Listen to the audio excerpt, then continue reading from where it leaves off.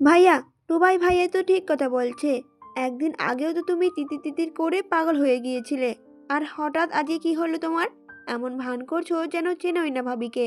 আর তৈয়বও তো পারছিল না, শুধু উঠে দুঘাল লাগিয়ে দিতে আরবকে। তপ্ত স্বরে বলে উঠল তৈয়ব, মিষ্টি, তুই ফোন কর ভাবিকে। দরকার হলে আমরা সবাই মিলে রিকোয়েস্ট করব, যেন ভাবি কোনো মতে বিয়েটা না করে। এটা কি পুতুল খেলা হচ্ছে নাকি? তৈয়বের কথা শুনে মিষ্টি মাথা নেড়েই ডায়াল প্যাডে আঙুল চালালো। তিতিরদের বাড়ির ল্যান্ডলাইনে কল ঢুকতেই লাউড স্পিড দিল ফোনটা। টেবিলে পিনপত নীরবতা ভেঙে ফোনের ভিতর থেকে ভেসে এলো রোকসানা বেগমের পৌরস্বর। সালাম দিয়ে পরিচয় জিজ্ঞেস করতেই ঢোক গেল মিষ্টি। সবার মুখের দিকে একবার চোখ বুলিয়ে জবাবে বলে উঠল, আন্টি, আমি মিষ্টি, আরাব ভাইয়ের বোন। ভাবিকে একটু ফোনটা দেওয়া যাবে? অপর পাশে রোকসানা বেগম এক মুহূর্তের জন্য চুপ রইলেন, তারপর কিছু না বলেই কেটে দিলেন লাইনটা। ফোনের এপাশে সবাই একে অপরে মুখ চাচাই করতেই টুবাই অবাক হয়ে বলে উঠল, কেটে দিল? এভাবে মুখের উপর লাইনটা কেটে দিল? কেমন মহিলা উনি? জিল্লু মাথা অল্পতেই গরম হয়ে যায়। এবারও তাই হলো। দাঁতে দাঁত পিষে বলে উঠল, কার বউ দেখতে হইব না? বিরক্তির সূচক শব্দ করলো মিষ্টি। তোমরা প্লিজ থামবে একটু, আমি আরেকবার কল করছি। কেটে দিলেই হলো নাকি? মিষ্টির কথায় থামিয়ে শব্দ করে কেঁপে উঠল ওর হাতে থাকা ফোনটা। বিরক্ত চোখে সেদিকে তাকাতেই আঁতকে উঠল মেয়েটা। অস্পষ্ট স্বরে আওড়ালো, ভাবির বাড়ির নাম্বার। টুবাই তখনই বলে উঠল দাঁড়িয়ে, এখনো দাঁড়িয়ে আছো কেন? তাড়াতাড়ি রিসিভ করো। তড়িঘড়ি করে কলটা রিসিভ করলো মিষ্টি। ক্ষণিকের নীরবতায় বিষণ্ণ হয়ে উঠল কেবিনে ফিনাইল মিশ্রিত বাতাস। আর সেই বিষণ্ণতার দেয়াল ভেঙে শোনা গেল তিতিরে ভাঙা স্বর। তিতির বলে উঠল, হ্যালো মিষ্টি। তিতিরে কান্না ভেজা কণ্ঠস্বর শুনেই আরাপ থমকালো, চমকে তাকালো মিষ্টি ফোনের দিকে। মেয়েটা কি তবে কেঁদেছে? মিষ্টি কিছু বলার আগেই ফোনের অপর থেকেই বলিষ্ঠ হাতে থাবা পড়ল ফোনের ওপর। ছো মেরে ফোনটা নিজের হাতে নিয়ে নিল আরাপ। মিষ্টি সহ আশেপাশে সবাইকে অবাক করে দিয়ে আরাপ বিচলিত হয়ে ব্যগ্র স্বরে জানতে চাইল, তোমার কি হয়েছে তিতির? তুমি কি কেঁদেছ? বেশ কিছুক্ষণ নিশ্চুপ রইল অপর পাশ থেকে। আরাপের অস্থিরতা বাড়ল। বিয়ের কথা শুনে যে মানুষটা বিন্দুমাত্র হেলদোল ছিল না, অথচ সেই মানুষটার অস্থির হয়ে পড়ল তিতিরে ভাঙা গলা শুনে। হুট করেই অস্থিরতা বেড়ে ভারী শীতল হলো তপ্ত স্বর। ধীর দ্বারা হিমঠোঁত বইয়ে দেওয়া কণ্ঠে আরাপ বলে উঠল, আমি কিছু জানতে চাইছি তিতির। তোমার গায়ে আবারও হাত তুলেছে ওরা, তাই না? তিতিরে একতরফা মৌনতা ফাটল ধরালো আরাপের ধৈর্যে। ধমকের স্বরে আওড়ালো Arap, answer me, god damn it. তিতিরে উত্তর এলো এবার। কাঁপা কাঁপা গলায় শুধু বলল, আমি ঠিক আছি, কেউ কিছু বলেনি আমাকে। তিতিরে মিথ্যে বলা শুনে মুষ্টিবদ্ধ হলো আরাপের বলিষ্ঠ হাত যুগল। আরাপ রাগে চোয়াল শক্ত করে মাথা নোয়ালো। তারপর চোখে মুখে অন্ধকার নামিয়ে ঠোঁটের বাঁকে ফুটিয়ে উঠল এক চিলতে অসুস্থ হাসি।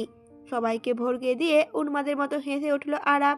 মিষ্টি কিছুটা ঘাবড়ে গিয়ে হাত থেকে মোবাইলটা নিতেই তখনই আটকালো টুবাই। ইশারায় বারণ করলো আরাপের কাছ থেকে ফোনটা না নিতে। মুঠোফোনে ওপাশে কণ্ঠটা কিছুক্ষণ চুপ থেকে শক্ত হলো এবার। তিতির আশ্চর্য হয়ে বলে উঠল, আশ্চর্য? পাগলের মতো হাসছেন কেন আপনি? এবার আরাপ প্রত্যুত্তর করল, বলল, শুনলাম বিয়ে করছে আমার বউ পাখি। আরাপ থামতেই বউ পাখি শব্দটা যেন ধপ করে তিতিরের বুকে লাগলো। গলাটা ধরে এলো ফের। তবুও নিজেকে শক্ত রাখলো তিতির। রুদ্ধশ্বাসে একবার তাকিয়ে দেখলো সম্মুখে বসে থাকা বাবার মুখের দিকে। ইমান সদাগর তার আলিশান সোফায় বসে মনে সুখে পান চিবোচ্ছেন, আর এক হাতে পিচদানি, সেটাতে পিচিক করে ফেলছে একটু পরপর। অন্য হাতে রিভলভার, যেটা ঠেকানো রোকসানা বেগমের মাথায়। ভদ্র মহিলা সারা শরীরে জবজবে, নিরুপায় হয়ে চোখ খিচে বন্ধ করে বসে আছেন স্বামীর পাশে। দু হাত সামনে রেখে বেঁধে দেওয়া হয়েছে তার। মুখের উপর লাগিয়ে রাখা হয়েছে স্টেপ। তিতির তা আতঙ্কিত চোখে দেখলো সেই দৃশ্যটুকু। পরপর গলার কাছে দলা পাকানো কান্নাগুলো গিলে দৃঢ় স্বরে বলে উঠল, করছি। আপনাকে তো বলেইছিলাম যে আগামী 48 ঘন্টার মধ্যে আমি বিয়ে করব। এইটুকু বলতেই থামলো তিতির। পরপর নিচু গলায় হিসিয়ে আওড়ালো, পারলে আটকে দেখান আমাকে, আটকে দেখান বিয়েটা। আমিও দেখতে চাই আপনার ভালোবাসার কত জোর। মুহূর্তেই গর্জে উঠলেন ইমাদ, বলে উঠলেন, ফোন রাখ, ফোন রাখ কইতাছি। যতখানি জানারো তা চাইতে একটা শব্দও যেন বেশি বাইর না হয় মুখ থেইকা। কইতেছিলাম না আম্মাজান।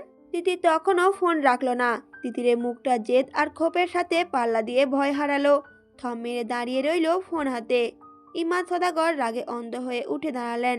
তারপর রিভলভারে মুখটা করলো তিতিরের দিকে, বলে উঠল হিসিয়ে, তুই তোর বাপের ভালো রূপটা দেখছস, মাগার খারাপ রূপটা এখনো দেখবার পারস নাই আম্মাজান। আমারে আবার খারাপ রূপটা দেখাইতে বাধ্য করিস না। তিতির এবার থমকালো, হাত ফসকে ল্যান্ড ফোনটা পড়ে গেল মেঝেতে। ভয়ার্ত অখিযুগল বড্ড অবিশ্বাস নিয়ে পরখ করলো বাবা নামক নির্দয় এই মানুষটাকে। ঘেন্নায় গুলিয়ে এলো ভেতরটা। এবার আর তিতিরের চোখ ফেটে জল গড়ালো না, বুক ভেঙে বেরিয়ে এলো না আর্তচিৎকার, দুঃখ যাপন করলো না অভিমানগুলো, শুধু হাহাকারের মতো বিশ্বাস উঠে গেল ভালোবাসার আর সম্পর্কগুলোর উপর থেকে, হয়তোবা চিরদিনের জন্য। সবখানে ক্যামেরা আর সাংবাদিক ভিড় ঠেলে কমিউনিটি সেন্টারে মেন গেট দিয়ে ঢুকছে বরযাত্রী। আর্টিফিশিয়াল লাইটিং, মরিচবাতি, এলাহি খাবার দাবারে জমকালো বিয়ের আয়োজন করেছেন ইমাদ সদাগর। পার্টির লোকজন সহ বরপক্ষ কনেপক্ষ মিলে কম করে হলেও এক গাদা মানুষ সেন্টারে। তিতির নিভু চোখে একবার দেখলো সেসব। ভারী গহনা আর লেহেঙ্গার আস্তরণে ভীষণ ফ্যাকাশে লাগলো তিতিরের মুখখানা। এক পাশে শেরানি পরে বসে থাকা মানুষটা আর চোখে চাইলো তার দিকে, চোখের চশমা ঠিক করে হালকা করে হাসলো। তারপর বলে উঠল, অস্বস্তি হচ্ছে? এই তো আর কিছুক্ষণ, বিয়েটা হয়ে গেলেই আপনাকে বাসায় নিয়ে যাব। ওহ বাই দ্য ওয়ে, আমি সাব্বির। তিথি তখনও অনুভূতি শূন্য হয়ে বসে আছে, একদম অনুভূতিহীন। একবার সাব্বিরের দিকে তাকিয়ে ফের ফিরিয়ে নিল মুখখানা। সাব্বির ইতস্তত শ্বাস ফেলল। হবু বউয়ের থেকে কোনো উত্তর না পেয়ে কিঞ্চিত অপমানের ছায়া নামলো তার শ্যামলা মুখে। থম মেরে বসে থেকে বলে উঠল, আপনাকে কি জোর করে বিয়েটা দেয়া হচ্ছে? তিতির সামনে তাকিয়েই শান্ত স্বরে বলে উঠল, আমি বিবাহিত। আর একটা বিবাহিত মেয়ে কি কখনো নিজের ইচ্ছেই আবার বিয়ে করে? সাব্বির হাতে হাতে থমকালো, কিছুক্ষণ চুপ থেকে আবার ধূর্ত হিসেবে হাসলো নিঃশব্দে হীন শীতল স্বরে বলে উঠল, আই নো নিজের ইচ্ছাই করছো না, and that's why I want you even more. Titir চমকে তাকালো পাশে, ভ্রুক্ষেপহীন সাব্বিরের দিকে নিষ্পৃত মুখটার দিকে চেয়ে আন্দাজ করতে চাইল কথাটার মানে, কিন্তু তার ফুসরত যেন পেল না। মুহূর্তেই হট্টগোল শুরু হলো পুরো সেন্টার জুড়ে। মানুষজন এলোমেলোভাবে ছুটতে লাগলো। বলে উঠল, আগুন লেগেছে, আগুন, আগুন লেগেছে সেন্টারে। নিমিষেই ভুরভুর করে ধেয়ে এলো কালো ধোঁয়া, আচ্ছন্ন করলো চারপাশ। সেন্টারের জানালার গ্রিলগুলোতে দাউ দাউ করে জ্বলল লেলিহান শিখা।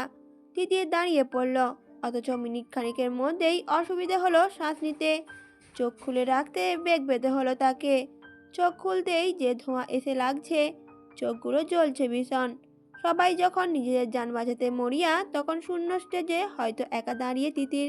সাইরেনে আওয়াজ আসছে কানে, ফায়ার সার্ভিসে গাড়ি সাইরেন। তিতিরে গায়ে এসে লাগছে আগুনের তাপ।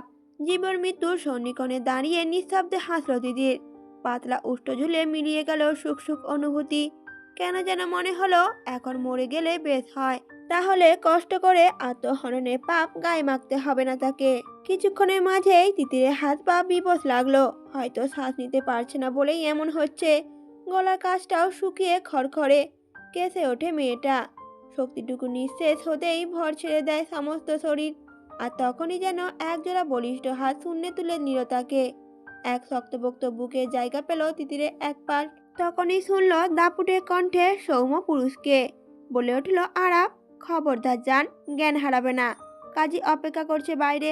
প্রথমবারের মতো এবারও অজ্ঞান করে বিয়ে করতে বাধ্য করো না আমায়, মানুষ খারাপ বলবে তো আমাকে।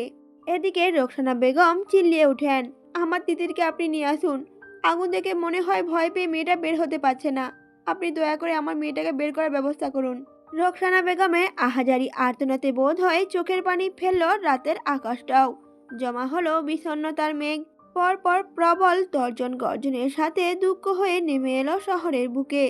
যে আগুন নেভাতে হিমশিম খাচ্ছিল ফায়ার সার্ভিস, সেই আগুন কিছুটা শান্ত হলো হুট করে নামা মুষলধারে বৃষ্টিতে।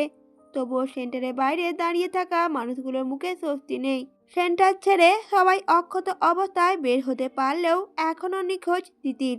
এদিকে ইমাদ সদাগর হতভম্বের ন্যায় দাঁড়িয়ে রয়েছে। স্ত্রীকে সান্ত্বনা দেওয়ার ভাষা তার নেই, বরং শরীর কাঁপিয়ে বাড়ছে ক্রোধ। ফায়ার সার্ভিসে এতগুলো লোক, অথচ একটা মেয়েকে বের করে আনতে পারছে না। নাকি সত্যিই কোনো অঘটন ঘটল ভিতরে? আরাবকে টেক্কা দিতে গিয়ে নিজের মেয়েটাকেই হারিয়ে ফেলবেন না তো তিনি? তাকে আর কেউ আব্বু বলে ডাকবে না কখনো? পিতৃসুলভ মনটা খামচে ধরল কোন চিন্তাগুলো। মেয়েকে হারানোর ভয়ের মধ্যেই মাথায় এলো সাব্বিরের কথা। তিতিরের পাশেই তো বসা ছিল, সেই ছেলেটা কোথায়?